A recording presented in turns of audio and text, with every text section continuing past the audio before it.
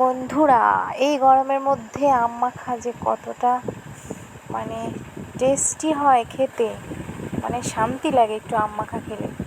দেখতে থাকো, আজ আমরা আম মাখা করব। এই যে এখানে 2টা আম ছিল, আম দুটো অনেক বড় ছিল, প্রায় 800 গ্রামের মতো। হ্যাঁ, 800 গ্রামের মতো। এই যে দেখো, আমটা ছুলে নিলাম। এখানে আমার আমি হাত দিয়ে দেখাচ্ছিলাম মেপে, আমার কত বড় আমটা ছিল। 2টা আমি কাটিনি, একটা আমি যথেষ্ট ছিল আমরা 5 জনে খেয়েছিলাম, ওই জন্য একটা আমি কেটে নিলাম। পরে আবার একটা আম খাবো বলে রেখে দিয়েছি।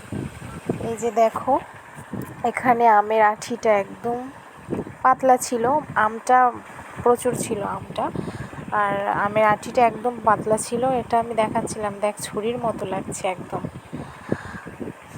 এই যে দেখো আম আর আঠি।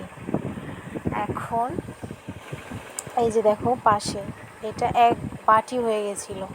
ভাবছিলাম যে 2টা আম লাগবে, বাট একটা কাটার পরে মনে হলো যে আর কতখানি মাখা করলে বেশি ভালো লাগবে না, অল্প অল্প খেলে এটাই যথেষ্ট ছিল আমাদের জন্য। এই যে দেখো, আমার তো এখনই জিভে জল আসছে। আমরা এখানে একটু চুন নিয়ে নিলাম, যাতে আমটা একদম, তোমরা না দিতে পারো, কিন্তু আমরা আম মাখা করলে সবসময় একটু চুন দিয়ে দিই, যার জন্য একদম নরম হয়ে যায় আমটা। ওই জন্য এই যে চুন দিয়ে একটু মেখে নিচ্ছে, পরে লবণ দিবে পরিমাণ মতো। এই যে লবণটা পরিমাণ মতো দিয়ে আবার মেখে নিচ্ছে।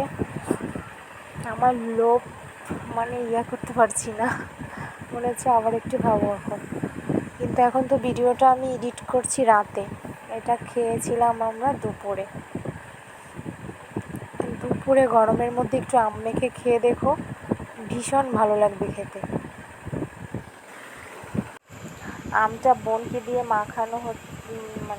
মাখাতে দিয়েছিলাম, কারণ আমার হাতটা কেটে গেছিলো, ওই জন্য বোন আমটা মাখছিল। আর ও একটু মাখাটাকে ভালোই করতে পারে।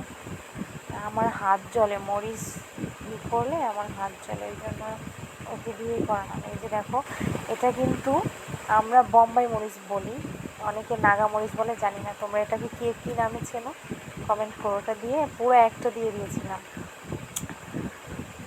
এই যে দেখো, বাপরে, পুরাটা খেয়ে নিয়েছিলাম আমরা,